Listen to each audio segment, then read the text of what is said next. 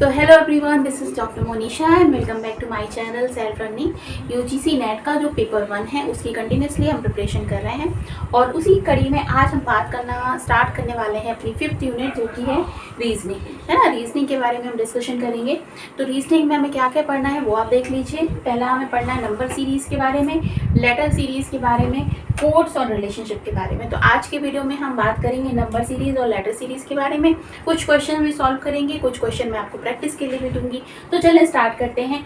जैसे नंबर्स के बारे में आप जानते होंगे, नंबर्स कितने प्रकार के होते हैं, पढ़ा है आपने। नंबर कितने प्रकार के होते हैं? तो एक होती है प्राकृतिक संख्याएं, एक होती है पूर्ण संख्याएं, परिमेय संख्याएं, अपरिमेय संख्याएं। जो 0, 1, 2, 3 से लेकर इनफाइनाइट तक जाती हैं इनको कहा जाता है पूर्ण संख्याएं, होल नंबर, है ना। और जो 1 से लेके 1, 2, 3, 4 अप टू इनफाइनाइट तक जाती हैं इसे कहते हैं प्राकृतिक संख्याएं। जिन संख्याओं को बटे के रूप में लिखा जा सकता है, मतलब p/q के रूप में, जैसे 2/3, 3/5, 4/6 है। तो ये संख्या क्या कहलाती है? परिमेय संख्या।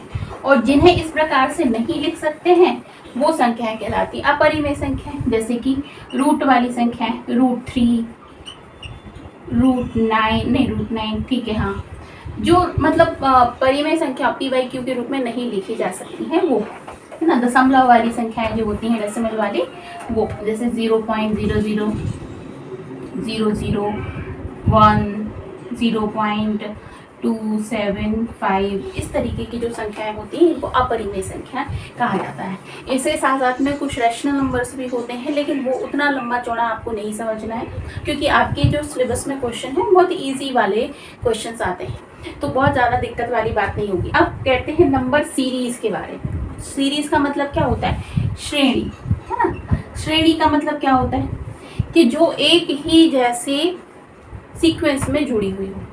जैसे जब हम फूल मालाओं की एक सारी मालाएं जोड़ जोड़ के हम एक माला बनाते हैं, फूल को जोड़ जोड़ के, तो एक माला बन जाती है ना। अब उसमें क्या चीज़ कॉमन होती है कि भाई एक ही तरह के से फूलों को जोड़ा जाता है, तो वो क्या बन जाती है? सीरीज बन जाती है। उसी प्रकार से नंबर्स को एक ही तरह के सीक्वेंस में अगर ऐड करते हुए जोड़ा जाए तो वो सीरीज कहलाती है। जैसे 1, 2, 3, 4, 5, 6, 7, 8, 9, 10 अप टू सो ऑन, मतलब एन तक कितने भी नंबर चला जाए। तो इसमें क्या समानता नजर आ रही है कि पहले नंबर और दूसरे नंबर के बीच में किस चीज़ का डिफरेंस है? सिर्फ एक नंबर का डिफरेंस है। 1 में 1 जोड़ा तो 2, 2 में 1 जोड़ा तो 3, 3 में 1 जोड़ा तो 4, 4 में 1 जोड़ा तो 5। दूसरी मैंने एग्जाम्पल दिया है आपको, 1 का स्क्वायर, 2 का स्क्वायर, 3 का स्क्वायर, 4 का स्क्वायर, 5 का स्क्वायर, 6 का स्क्वायर, 7 का स्क्वायर।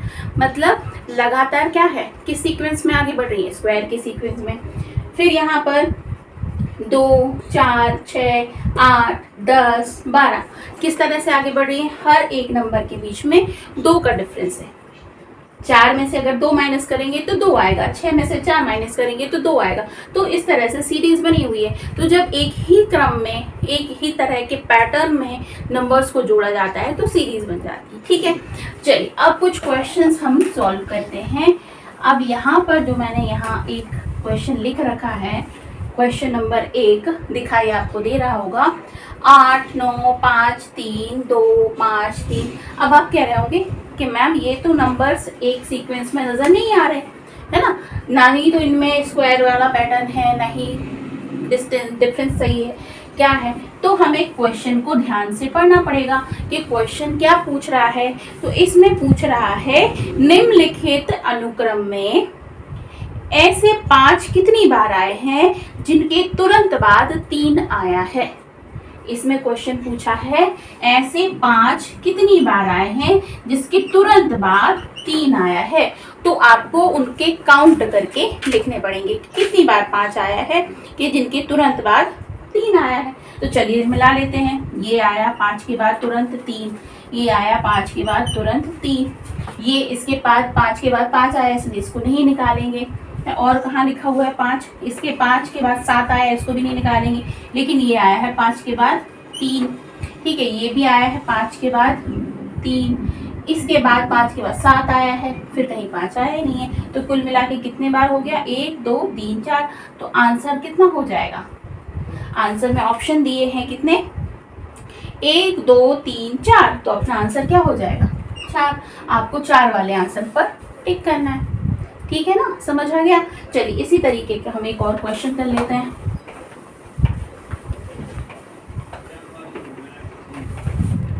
एक और क्वेश्चन है, ये सीरीज लिखी हुई है, क्वेश्चन नंबर हम कर रहे हैं 2। अब सीरीज लिखी हुई है 6 6 4 1 2 2 8 7 4 2 1 5 3 8 6 2 1 7 1 4 1 3 2 8 6। ठीक है, क्वेश्चन पूछ रहा है इसमें कि ऐसे कितने जोड़े हैं जिनके क्रमिक अंतर मतलब लगातार 2 के अंतर में देखा जाए तो 2 है, मतलब ऐसे कितने जोड़े, जैसे 6 और 4 का एक जोड़ा मान लेते हैं, तो दोनों के बीच में कितने का अंतर है, 2 का अंतर है ना। तो इतने ऐसे कितने जोड़े हैं, तो देखो 6 और 4 का जोड़ा है जिसमें 2 का अंतर है, लेकिन 4 और 1 का नहीं है, 1 और 2 का नहीं है, 2 और 2 का नहीं है, 8 और 7 का नहीं है, 7 और 4 का नहीं है, ठीक है, 4 और 2 का होगा, ठीक है, फिर 5 और 3 का होगा जिसमें 2 का अंतर है, 8 और 6 का होगा जिसमें 2 का अंतर है, 2 और 1 का नहीं है, 7 और 1 का नहीं है, 4 और 1 का नहीं है, 3 और 2 का भी नहीं है, 8 और 6 का है, जिसके क्रमिक नंबर्स में 2 का अंतर है। ठीक है, तो काउंट कर लीजिए कितने पेयर बन रहे हैं, 1 2 3 4 5, तो आंसर हमारा हो जाएगा क्या 5। ठीक है, क्लियर हो रहा है, समझ में आ रहा है। तो हमें क्या करना है कि क्वेश्चंस को पढ़ने हैं ढंग से और उसके बाद सॉल्व करना है। चलिए अब हम कुछ प्रैक्टिस क्वेश्चन कर लेते हैं, ये तो एग्जाम्पल के क्वेश्चन थे, कुछ प्रैक्टिस के क्वेश्चन हम कर लेते हैं। पहला क्वेश्चन है, निम्न में से ऐसे कितने ऐसे 3 हैं जिसके तुरंत बाद 6 और तुरंत बाद 9 नहीं आया है। ठीक है, क्वेश्चन पढ़िए और उसको सॉल्व कीजिए। 9 3 6 6 3 9 5 9 3 7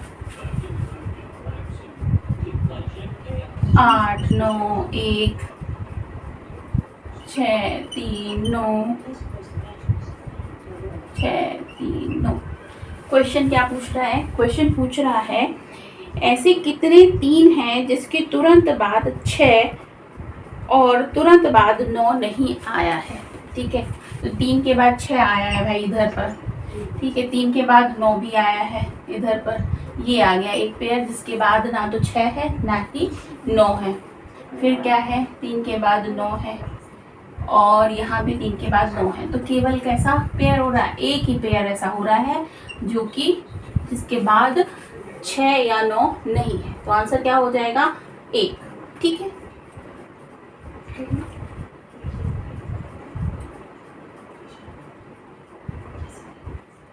अब एक और देख लेते हैं हम क्वेश्चन।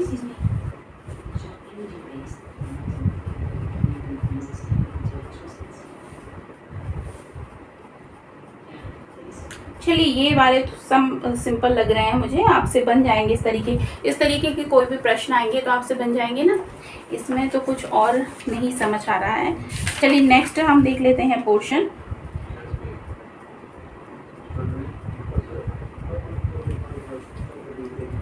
अब हम समझ लेते हैं लेटर सीरीज के बारे में, है ना। लेटर सीरीज क्या होता है, देखिए वर्णमाला जो हमारी होती है ABCD सबको आती है कि नहीं आती, चलिए लिख लेते हैं ABCD।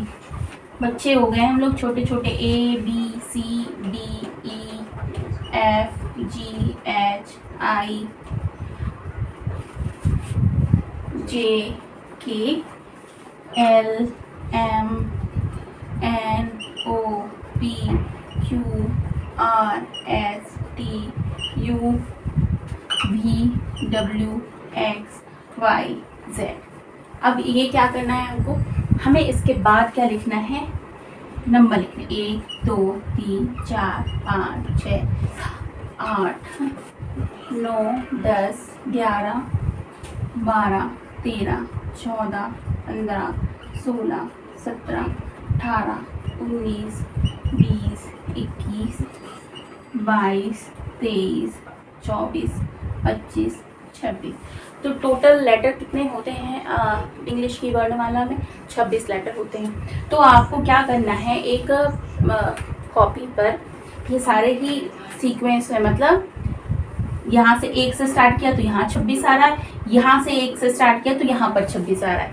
ये आपको अपने एक जगह पर लिख लेना है, क्योंकि बहुत सारे क्वेश्चंस इससे बनते हैं और पूछे जाते हैं। ठीक है, अब आप कहोगे कि जब एग्ज़ाम में आता है तब क्या करें, तो जब इस एग्ज़ाम में आता है ना तो आपको एक रफ पेपर मिलता है, उसमें सबसे पहले आपको ये काम कर लेना है, ABCD Z तक लिख ली और उसके बाद नंबर्स लिख लिए, एक पेपर पे एक जगह पे सीधे और एक पेपर पे उल्टे, ऐसे लिख लेना। ठीक है, तुरंत, क्योंकि इसको फिर लिखने में आपको जब तक वो प्रोसेस करते हैं ना तब तक आपको जल्दी से यही काम कर लेना है ना। अब क्वेश्चन देख लेते हैं कैसे क्वेश्चन इसके बीच में आते हैं, है ना। आपको ये तो पता है स्वर और व्यंजन, वॉवल एंड कॉन्सोनेंट कौन कौन से होते हैं। तो इसमें कौन कौन से वॉवल्स होते हैं, A E I O U, ये 5 होते हैं जो कि स्वर कहलाते हैं। बाकी 21 लेटर जो होते हैं वो कहलाते हैं क्या, व्यंजन, यानी कि कॉन्सोनेंट। तो अब क्वेश्चंस कैसे बनते हैं इसमें, देखिए पहला हम क्वेश्चन कर लेते हैं। इसको मुझे थोड़ा कम में लिखना चाहिए था, फिर भी चलो ठीक है, कोई बात नहीं। क्वेश्चन है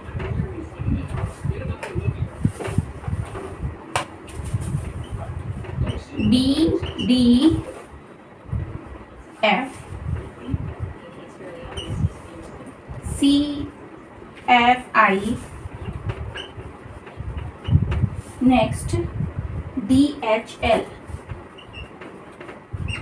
नेक्स्ट क्या होगा। चलिए अब लगाइए दिमाग कि क्या पूछ रहा है। BDF CFI DHL, अब नेक्स्ट क्वेश्चन जो हमारा स्टेप होगा वो क्या होगा। ठीक है, जब तक मैं करती हूँ आप लोग भी करें और देखें, बताएं क्या होना चाहिए, क्या इसमें सीक्वेंस क्या बन रहा है।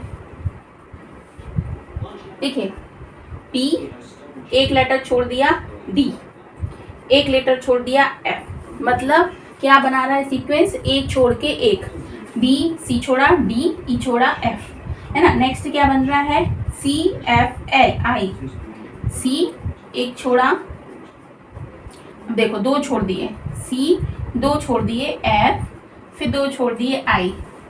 ठीक है, मतलब पहले में कितने का अंतर आ रहा है, 1 का अंतर आ रहा है, 2 का अंतर आ रहा है। चलिए नेक्स्ट देख लेते हैं D, अब 3 लेटर छोड़ दिए E F S G और H। ठीक है, अब दूसरे में देख लीजिए H, उसके बाद क्या आ रहा है L, तो 3 लेटर छोड़ दिए I J K L, 3 letter छोड़ दिए, मतलब अब जो नेक्स्ट आएगा वो क्या आएगा, 4 लेटर छोड़ने के बाद बनेगा। ठीक है, अब देखना शुरुआत कहाँ से करी थी, यहाँ पर B से, ये C से और ये D से, तो अब शुरुआत कहाँ से होगी, E से, है ना। E से शुरुआत होगी, 1 हो गया, अब हमें 4 लेटर छोड़ देने हैं, 1 2 3 4, तो क्या दूसरा लेटर आएगा J, फिर 4 लेटर छोड़ देंगे, 1 2 3 4, तो दूसरा क्या आएगा O। तो हमारी सीरीज क्या बन जाएगी, E J O। ठीक है, तो ये आगे समझ में। आंसर में ऑप्शंस क्या क्या थे वो मैं आपको बता देती हूँ। ऑप्शन में क्या क्या लिखा हुआ है, फर्स्ट ऑप्शन लिखा था CGM CJM, दूसरा ऑप्शन लिखा था EIM, तीसरा EJO और चौथा EMI। तो हमारा कौन सा ऑप्शन सही निकला, ऑप्शन नंबर 3 EJO। ठीक है, बात समझ में आ रही है ना, कैसा सिंपल ही है, ज़्यादा कठिन तो नहीं है। आपको बस सीक्वेंस मिलाने हैं, सीक्वेंस समझना है और उसके बाद फिर इसको सॉल्व करना है। चलिए नेक्स्ट क्वेश्चन कर लेते हैं हम। होगा सब इसी तरह से, है ना। नेक्स्ट क्वेश्चन कर लीजिए। लिखा हुआ है FLP INS LPV। नेक्स्ट क्या आएगा? चलो बताओ जरा क्या आएगा नेक्स्ट। इसको मिटा दूं मैं, नहीं तो ये कंफ्यूज करेगा हमें, है ना। चलिए अब बताओ क्या बन रहा है ये।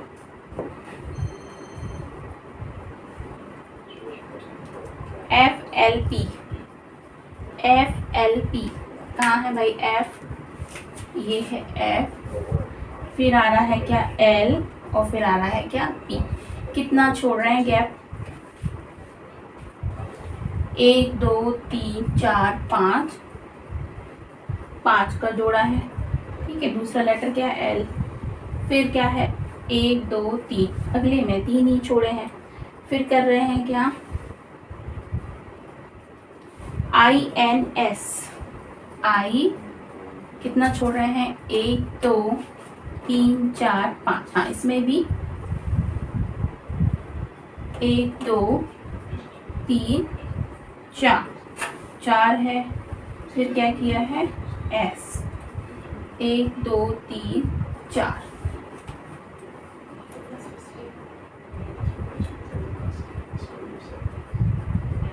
ठीक है। 4 4 का गैप है। फिर क्या लिया है क्वेश्चन में? LPV। L कहाँ पर है? L के बाद आया है P, 1 2 3 4, 1 2 3 का लिया। फिर भी 1 2 3 4 5 का लिया, ठीक है। अब बताओ क्या बन रहा है इसमें सीक्वेंस, क्या बन रहा है? देखिए फर्स्ट वाले में क्या था? F और L के बीच में कितने का गैप है? 5 का है क्या? 1 2 3 4 5 का गैप है। L और P के बीच में कितने का गैप है? 1 2 3 का गैप, ठीक है। यहाँ पे I और N के बीच में कितना है? कहाँ गया था I 1 2 3 4, 4 और 4, 4 और 4 का ही गैप है ना। 1 2 3 4, बीच में 4 लेटर आ रहे हैं। अब यहाँ पर क्या था? L और P के बीच में 1 2 3 और फिर क्या है? 5, 1 2 3 4 5। तो अब नेक्स्ट जो होगा उसमें क्या होना चाहिए था? 4 और 4 का ही गैप होना चाहिए, क्योंकि इसी सीक्वेंस में 3 5 और 3, 4 और 4, 3 और 5। तो नेक्स्ट जो होगा उसमें भी कितने का गैप होगा? 4 और 4 का, ठीक है। अब ये कैसे समझ में आए कि क्या लेना है?